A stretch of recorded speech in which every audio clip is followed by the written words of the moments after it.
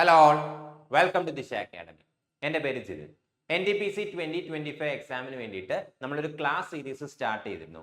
ആ ഒരു ക്ലാസ് സീരീസിൽ മോഡേൺ ഹിസ്റ്ററിയുടെ രണ്ടാമത്തെ സെഷനാണ് നമ്മൾ കണ്ടക്ട് ചെയ്യുന്നത്. സോ ഇന്നത്തെ ഒരു സെഷനിൽ നമ്മൾ വളരെ ഇമ്പോർട്ടൻ്റ് ആയിട്ടുള്ള ടോപ്പിക്കാണ് ഡിസ്കസ് ചെയ്യുന്നത്. That is partition of Bengal and swadeshi movement. Partition of Bengal and swadeshi movement എന്ന് പറയുന്നത് എക്സാം പെർസ്പെക്റ്റീവിൽ ഒരുപാട് തവണ റെപ്പറ്റേറ്റീവ് ആയിട്ട് ചോദിച്ചിട്ടുള്ള ഒരു ടോപ്പിക്കാണ്. ആ ഒരു ടോപ്പിക്കാണ് ഇന്നത്തെ ഈ ഒരു സെഷനിൽ നമ്മൾ ഡിസ്കസ് ചെയ്യുന്നത്.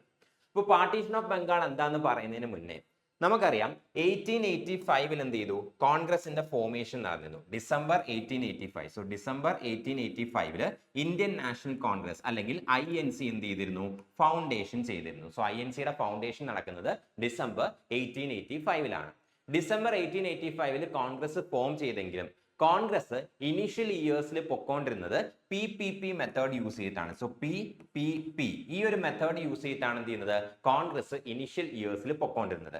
എന്താണ് ഈ PPP എന്ന് ചോദിച്ചു കഴിഞ്ഞാൽ prayer, petition and protest. So prayer, petition and protest ഈ ഒരു മെത്തേഡ് യൂസ് ചെയ്തിട്ടാണ് എന്ത് ചെയ്യുന്നത്, കോൺഗ്രസ് ഇനീഷ്യൽ ഇയേഴ്സിൽ ഫംഗ്ഷൻ ചെയ്തുകൊണ്ടിരുന്നത്. അതായത് ഡയറക്റ്റ് ആയിട്ട് ബ്രിട്ടീഷുകാരുമായിട്ട് എന്ത് ചെയ്യുന്നില്ല, കോൺട്രഡിക്റ്റ് ചെയ്യുന്നില്ല. പകരം എന്ത് ചെയ്യുന്നു, നമ്മൾ ഇന്ത്യൻസിന് ആവശ്യമായിട്ടുള്ള കാര്യങ്ങൾ ആദ്യം ബ്രിട്ടീഷേഴ്സിന്റെ അടുത്ത് എന്ത് ചെയ്യുന്നു, ഒരു റിക്വസ്റ്റ് പോലെ പറയുന്നു. ആ റിക്വസ്റ്റ് കേട്ടില്ലെങ്കിൽ എന്ത് ചെയ്യുന്നു, പെറ്റീഷൻ ഫയൽ ചെയ്യുന്നു. ആ പെറ്റീഷന് മറുപടി ഇല്ലെങ്കിൽ എന്ത് ചെയ്യുന്നു, കോൺസ്റ്റിറ്റ്യൂഷണൽ മെത്തേഡ്സ് യൂസ് ചെയ്ത് പ്രൊട്ടസ്റ്റ് ചെയ്യുന്നു. ഈ ഒരു PPP മെത്തേഡ്, അതായത് വളരെ സമാധാനപരമായിട്ട് കോൺസ്റ്റിറ്റ്യൂഷണൽ മീൻസ് യൂസ് ചെയ്തിട്ടാണ് എന്ത് ചെയ്യുന്നത്, കോൺഗ്രസ് ആ ഒരു ടൈമിൽ ഫംഗ്ഷൻ ചെയ്തുകൊണ്ടിരുന്നത്. അതുകൊണ്ട് തന്നെ നമ്മുടെ ഫ്രീഡം മൂവ്മെന്റിനകത്ത് വലിയ സിഗ്നിഫിക്കന്റ് ആയിട്ടുള്ള മാറ്റങ്ങൾ ഒന്നും എന്ത് ചെയ്തിരുന്നില്ല, ഈ ഒരു ഇനീഷ്യൽ ഇയേഴ്സിൽ നടന്നിരുന്നില്ല. അങ്ങനെ സിഗ്നിഫിക്കന്റ് ആയിട്ടുള്ള മൂവ്മെന്റ് നടക്കുന്നത് പിന്നീട് 1905 ആ ഒരു മൂവ്മെന്റ് തുടങ്ങാനുള്ള മെയിൻ റീസൺ എന്ന് പറയുന്ന പാർട്ടീഷൻ ഓഫ് ബംഗാൾ. ഇനി എന്താണ് പാർട്ടീഷൻ ഓഫ് ബംഗാൾ എന്ന് ചോദിച്ചു കഴിഞ്ഞാൽ, അന്നത്തെ കാലത്ത് ബ്രിട്ടീഷ് ഇന്ത്യയിൽ ഉണ്ടായിരുന്ന അല്ലെങ്കിൽ ബ്രിട്ടീഷ് ഇന്ത്യയുടെ കൺട്രോളിൽ ഉണ്ടായിരുന്ന ഏറ്റവും ലാർജസ്റ്റ് ബ്രിട്ടീഷ് പ്രൊവിൻസ് ആയിരുന്നു ബംഗാൾ എന്ന് പറയുന്നത്. സോ അന്ന് ബംഗാൾ പ്രസിഡൻസി ആയിരുന്നു ബ്രിട്ടീഷ് ഇന്ത്യയിലെ ഏറ്റവും ലാർജസ്റ്റ് പ്രൊവിൻസ് എന്ന് പറയുന്നത്. ബ്രിട്ടീഷുകാരുടെ കയ്യിലുണ്ടായിരുന്ന ഏറ്റവും ലാർജസ്റ്റ് പ്രൊവിൻസ് എന്ന് പറയുന്നത് അന്നത്തെ കാലത്ത് ബംഗാൾ പ്രസിഡൻസി ആയിരുന്നു. ബംഗാൾ പ്രസിഡൻസി എന്ന് പറയുമ്പോൾ അതിനകത്ത് എന്തൊക്കെ അല്ലെങ്കിൽ ഏതൊക്കെ സ്ഥലങ്ങളാണ് ഇൻക്ലൂഡ് ചെയ്തിരിക്കുന്നതെന്ന് ചോദിച്ചു കഴിഞ്ഞാൽ, ഇന്നത്തെ നമ്മുടെ വെസ്റ്റ് ബംഗാൾ, ബീഹാർ, ഒറീസ അതായത് ഇന്നത്തെ ഒഡീഷ, ദെൻ ആസാം ആൻഡ് ബംഗ്ലാദേശ്, ഇത്രയും അടങ്ങുന്നതായിരുന്നു അന്നത്തെ ബംഗാൾ പ്രസിഡൻസി എന്ന് പറയുന്നത്. അതായത് അത്രയും വലിയൊരു ഏരിയ ആയിരുന്നു അന്ന് ബംഗാൾ പ്രസിഡൻസി എന്ന് പറയുന്നത്. സോ ബംഗാൾ പ്രസിഡൻസി എന്ന് പറയുമ്പോൾ അതിനകത്ത് ഇന്നത്തെ നമ്മുടെ വെസ്റ്റ് ബംഗാൾ, ബീഹാർ, ഒഡീഷ, ആസാം ആൻഡ് ബംഗ്ലാദേശ് ഇത്രയും പാർട്സ് ചേരുന്നതായിരുന്നു അന്നത്തെ ബംഗാൾ പ്രസിഡൻസി എന്ന് പറയുന്നത്. And it was A largest presidency of British India. So British ഇന്ത്യയിൽ ഉണ്ടായിരുന്ന ഏറ്റവും ലാർജസ്റ്റ് പ്രസിഡൻസി അല്ലെങ്കിൽ ഏറ്റവും ലാർജസ്റ്റ് ആയിട്ടുള്ള ബ്രിട്ടീഷ് പ്രൊവിൻസ് ആയിരുന്നു ബംഗാൾ പ്രസിഡൻസി എന്ന് പറയുന്നത്. ആൻഡ് ഈ ബംഗാളിനകത്ത് വലിയൊരു പോപ്പുലേഷൻ, അതായത് ഇന്ത്യയുടെ പോപ്പുലേഷന്റെ അറൌണ്ട് ഒരു 40 to 50% പോപ്പുലേഷൻ നമുക്ക് ബംഗാളിൽ കാണാനായിട്ട് സാധിക്കുമായിരുന്നു. That is 78 million people, 78 million people ഈ ഒരു ബംഗാൾ പ്രസിഡൻസിയിൽ എന്ത് ചെയ്യുന്നു, ജീവിച്ചിരുന്നു. അതുപോലെ തന്നെ ബ്രിട്ടീഷ് ഇന്ത്യയുടെ ക്യാപിറ്റൽ എന്ന് പറയുന്നത് ബംഗാൾ ആയിരുന്നു. ആ ഒരു ടൈമിൽ ബ്രിട്ടീഷ് ഇന്ത്യയുടെ ക്യാപിറ്റൽ എന്ന് പറയുന്നത് ബംഗാൾ പ്രസിഡൻസി ആയിരുന്നു. അതുകൊണ്ട് തന്നെ ഈ ബംഗാൾ എന്ന് പറയുന്നതാണ് വളരെ പൊളിറ്റിക്കലി സിഗ്നിഫിക്കന്റ് ആയിട്ടുള്ള ഒരു റീജിയൻ കൂടിയാണ്.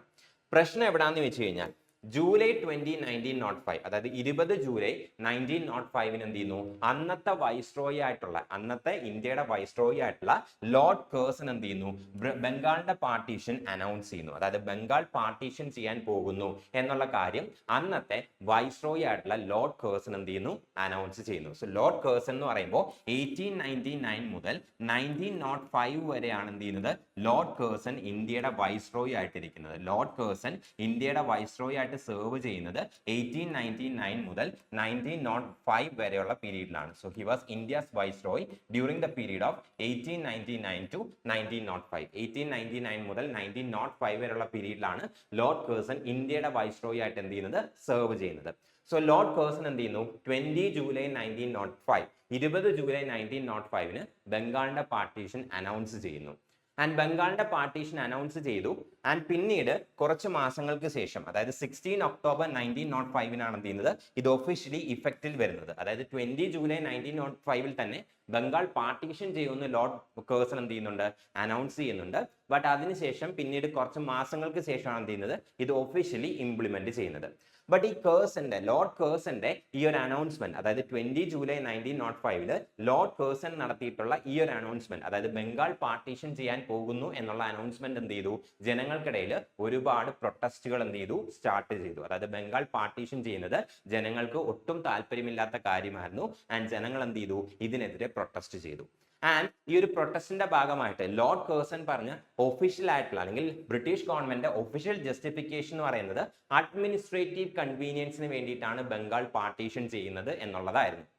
ഈ ഒരു പാർട്ടീഷൻ എന്തിനു വേണ്ടിയിട്ടാണ് എന്നുള്ള ജനങ്ങളുടെ ക്വസ്റ്റിന് ബ്രിട്ടീഷ് ഗവൺമെന്റ് കൊടുത്തിട്ടുള്ള ഒഫീഷ്യൽ റിപ്ലൈ, ഒഫീഷ്യൽ ജസ്റ്റിഫിക്കേഷൻ എന്ന് പറയുന്നത് ബംഗാൾ പ്രസിഡൻസി വളരെ വലിയൊരു പ്രസിഡൻസിയാണ്. ഇത് ഒരു പ്രൊവിൻസ് ആയിട്ട് നോക്കിക്കഴിഞ്ഞാൽ മാനേജ് ചെയ്യാൻ വളരെ ബുദ്ധിമുട്ടാണ്. അതുകൊണ്ട് എന്ത് ചെയ്യുന്നു, ഇതിനെ രണ്ടായിട്ട് പാർട്ടീഷൻ ചെയ്യുന്നു.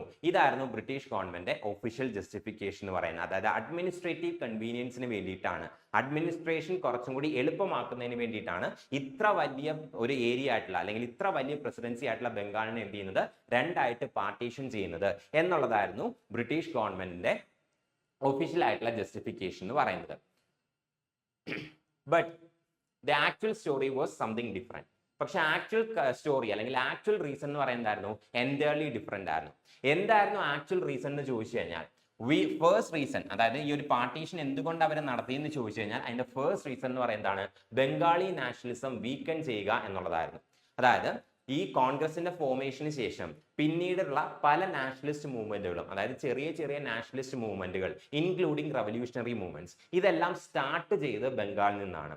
ബംഗാളിന്റെ കേസ് എടുത്തു കഴിഞ്ഞാൽ അവിടെ ഇന്റലിജൻഷ്യ ക്ലാസ് എന്ന് പറയുന്നത് എന്തായിരുന്നു, കുറച്ച് കൂടുതലായിരുന്നു. അതായത് വെസ്റ്റേൺ എഡ്യൂക്കേഷൻ കിട്ടിയിട്ടുള്ള ആൾക്കാരുടെ എണ്ണം എന്ന് പറയുന്നത് ബംഗാൾ പ്രസിഡൻസിയിൽ കുറച്ച് കൂടുതലായിരുന്നു. അതുകൊണ്ട് തന്നെ വെസ്റ്റേൺ വേൾഡുമായിട്ട് അവർക്ക് എക്സ്പോഷർ ഉള്ളത് കൊണ്ട് തന്നെ മറ്റ് കോളനീസിൽ, മറ്റ് ബ്രിട്ടീഷ് കോളനീസിൽ ഈ ബ്രിട്ടീഷുകാർ എന്തൊക്കെ ഫ്രീഡം കൊടുക്കുന്നു എന്നുള്ള കാര്യം ഈ എഡ്യൂക്കേറ്റഡ് ആൾക്കാർക്ക് നല്ല രീതിയിൽ അറിയാമായിരുന്നു. ആ ഫ്രീഡം ഒന്നും ഇന്ത്യയിൽ കിട്ടാത്തത് കൊണ്ട് തന്നെ എന്ത് ചെയ്തു, ആ ഫ്രീഡത്തിന് വേണ്ടിയിട്ട് ഇവർ ഡിമാൻഡ് ചെയ്തു. സോ ഈ മിഡിൽ ക്ലാസ്, അതായത് എഡ്യൂക്കേറ്റഡ് മിഡിൽ ക്ലാസ് കൂടുതൽ ഉണ്ടായിരുന്നത് ഈ ഒരു ബംഗാൾ പ്രസിഡൻസിയിലായിരുന്നു. അതുകൊണ്ട് തന്നെ നാഷണലിസ്റ്റ് മൂവ്മെന്റുകളുടെ പല മൂവ്മെന്റുകളും സ്റ്റാർട്ട് ചെയ്യുന്നത് അല്ലെങ്കിൽ nerve centre of nationalist movement in India എന്ന് പറയുന്നത് ആ സമയത്ത് ബംഗാളായിരുന്നു. സോ ബംഗാൾ ഒരുമിച്ച് നിന്ന് കഴിഞ്ഞാൽ നാഷണലിസം ഇനിയും ശക്തി പ്രാപിക്കും, ബ്രിട്ടീഷുകാർക്ക് എന്ത് ചെയ്യാൻ സാധിക്കില്ല, സുഖമായിട്ട് ഈ ഒരു കൺട്രി റൂൾ ചെയ്യാൻ സാധിക്കില്ല എന്ന് മനസ്സിലാക്കിയത് കൊണ്ടാണ് എന്ത് ചെയ്യുന്നത്, ബംഗാളിനെ പാർട്ടീഷൻ ചെയ്യാനായിട്ട് എന്ത് ചെയ്യുന്നത്, ബ്രിട്ടീഷ് ഗവൺമെന്റ് ഡിസൈഡ് ചെയ്യുന്നത്. ഇതായിരുന്നു ഫസ്റ്റ് റീസൺ എന്ന് പറയുന്നത്. സെക്കൻഡ് റീസൺ എന്ന് പറയുന്നതായിരുന്നു ഡിവൈഡ് ആൻഡ് റൂൾ പോളിസി ആയിരുന്നു സെക്കൻഡ് റീസൺ എന്ന് പറയുന്നത്. ഇതിന്റെ റീസൺ എന്താണെന്ന് ചോദിച്ചു കഴിഞ്ഞാൽ, അന്നത്തെ കാലത്ത് ബംഗാൾ പ്രസിഡൻസിയിൽ ഹിന്ദുസും മുസ്ലിംസും എന്തായിരുന്നു, വളരെയധികം യൂണിറ്റിയിലായിരുന്നു കഴിഞ്ഞിരുന്നത്. ഹിന്ദുസ് ആയിക്കോട്ടെ അതുപോലെ തന്നെ മുസ്ലിംസ് ആയിക്കോട്ടെ, ആ കാലത്ത് ബംഗാളിൽ വളരെയധികം യൂണിറ്റിയിലാണ് കഴിഞ്ഞിരുന്നത്. നാഷണലിസ്റ്റ് മൂവ്മെന്റുകളിലെല്ലാം തന്നെ ഹിന്ദുസും മുസ്ലിംസും ഒരുപോലെയാണ് എന്ത് ചെയ്തുകൊണ്ടിരുന്നത്, പാർട്ടിസിപ്പേറ്റ് ചെയ്തുകൊണ്ടിരുന്നത്. സോ ഈ യൂണിറ്റി തങ്ങൾക്ക് അപകടകരമാകും എന്ന് ബ്രിട്ടീഷുകാർ എന്ത് ചെയ്തു, നേരത്തെ മനസ്സിലാക്കി.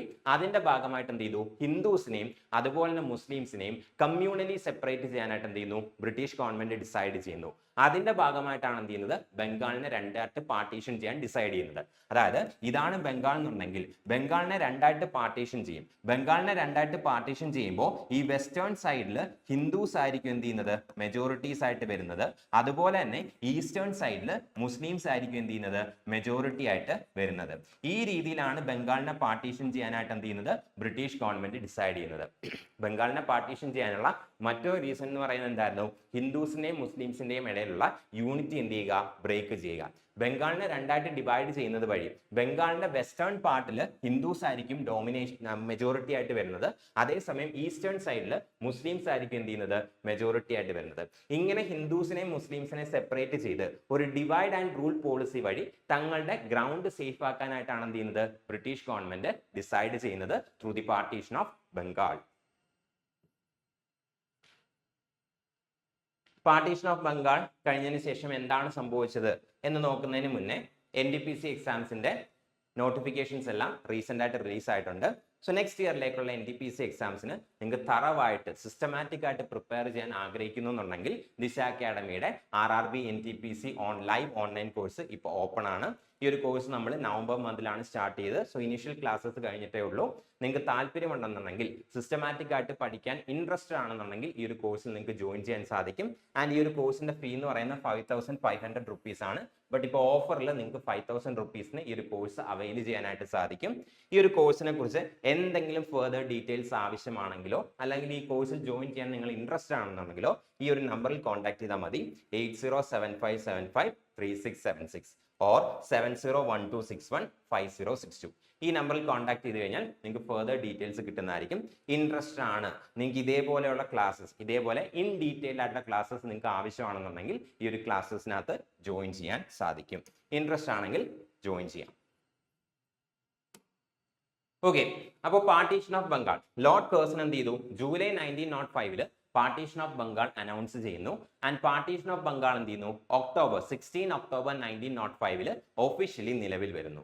16 October 1905, so 16 October 1905 partition of Bengal officially implement ചെയ്തതിനു ശേഷം ബംഗാളിനെ എന്ത് ചെയ്തു? 2 പ്രൊവിൻസസ് ആയിട്ടാണ് ഡിവൈഡ് ചെയ്തത്. സോ വെസ്റ്റേൺ ബംഗാൾ, അതായത് ബംഗാളിന്റെ വെസ്റ്റേൺ പോർഷൻ എടുത്തു കഴിഞ്ഞാൽ, അന്നത്തെ ബംഗാൾ പ്രസിഡൻസിയുടെ വെസ്റ്റേൺ പോർഷൻ എടുത്തു കഴിഞ്ഞാൽ അവിടെ നമുക്ക് ഇന്നത്തെ വെസ്റ്റ് ബംഗാൾ, ബീഹാർ ആൻഡ് ഒറീസ ഈ 3 സ്റ്റേറ്റുകളായിരിക്കും കാണാനായിട്ട് സാധിക്കുന്നത്.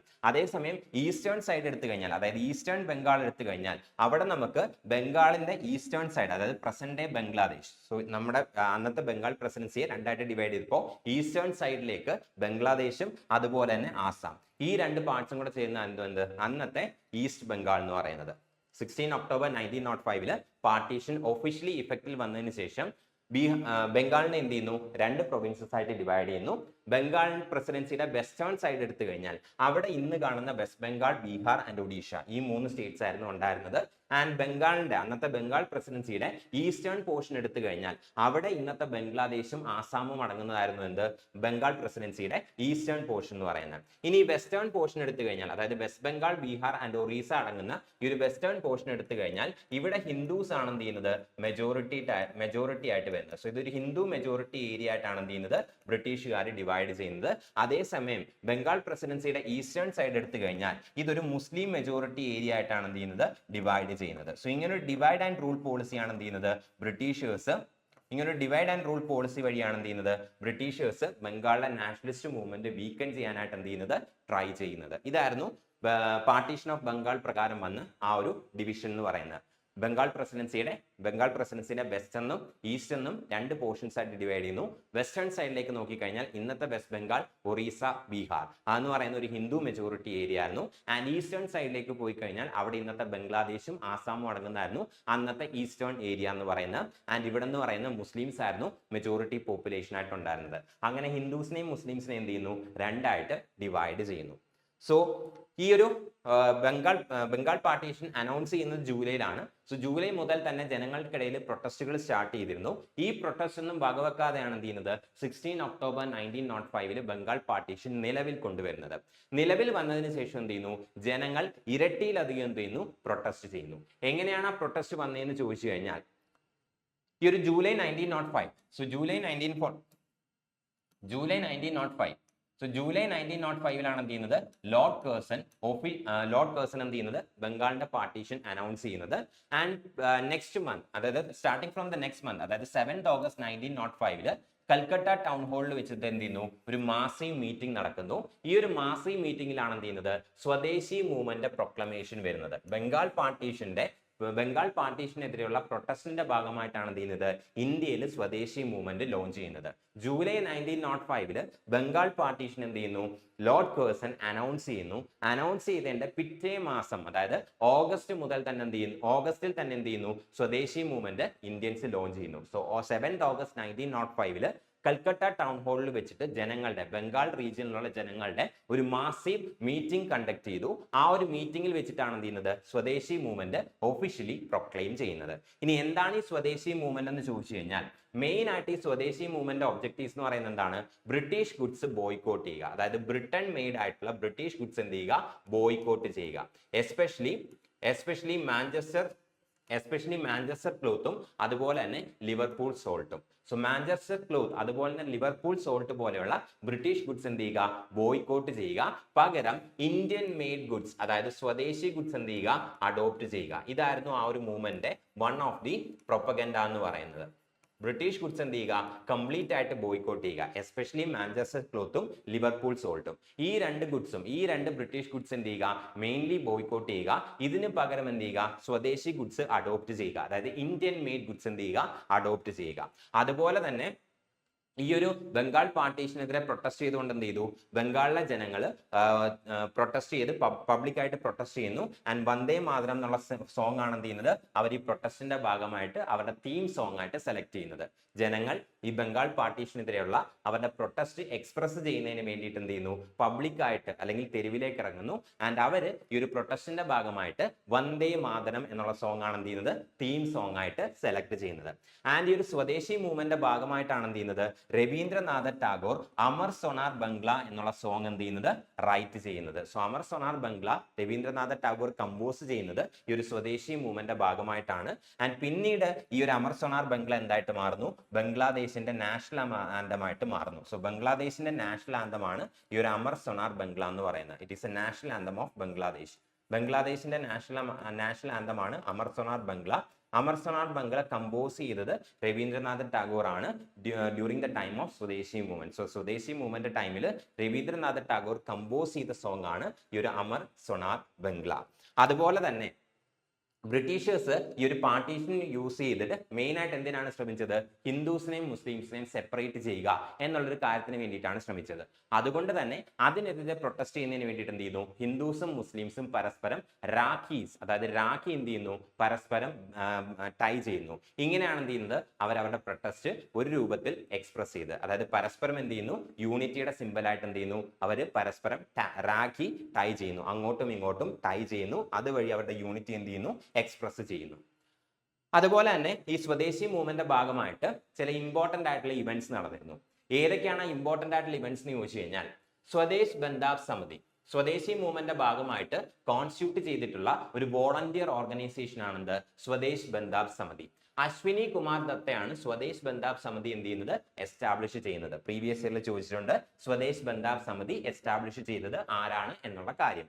സ്വദേശി മൂവ്മെന്റിന്റെ ഭാഗമായിട്ട് അശ്വിനി കുമാർ ദത്ത എസ്റ്റാബ്ലിഷ് ചെയ്തിട്ടുള്ള ഒരു വോളണ്ടിയർ ഓർഗനൈസേഷൻ ആണ് ഈ ഒരു സ്വദേശ് ബന്ധാവ് സമിതി എന്ന് പറയുന്നത്. അതുപോലെ തന്നെ ഈ ഒരു സ്വദേശി മൂവ്മെന്റിന്റെ ഭാഗമായിട്ട് എന്ത് ചെയ്യുന്നു, ബ്രിട്ടീഷ് ഗുഡ്സ് ബോയ്ക്കോട്ട് ചെയ്തു, ഇന്ത്യൻ ഗുഡ്സ് അല്ലെങ്കിൽ സ്വദേശി ഗുഡ്സ് അഡോപ്റ്റ് ചെയ്യാനായിട്ട് എന്ത് ചെയ്തു, ഡിസൈഡ് ചെയ്യുന്നു.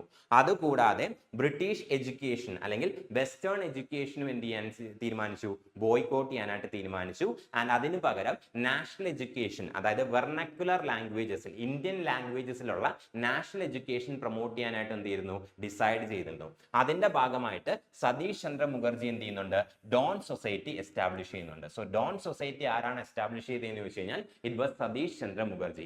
നാഷണൽ എഡ്യൂക്കേഷൻ പ്രൊമോട്ട് ചെയ്യുന്നതിന് വേണ്ടിയിട്ടാണ് എന്ത് ചെയ്യുന്നത്, സതീഷ് ചന്ദ്ര മുഖർജി ഈ ഒരു ഡോൺ സൊസൈറ്റി എന്നുള്ള ഒരു ഓർഗനൈസേഷൻ എന്ത് ചെയ്യുന്നത്, എസ്റ്റാബ്ലിഷ് ചെയ്യുന്നത്.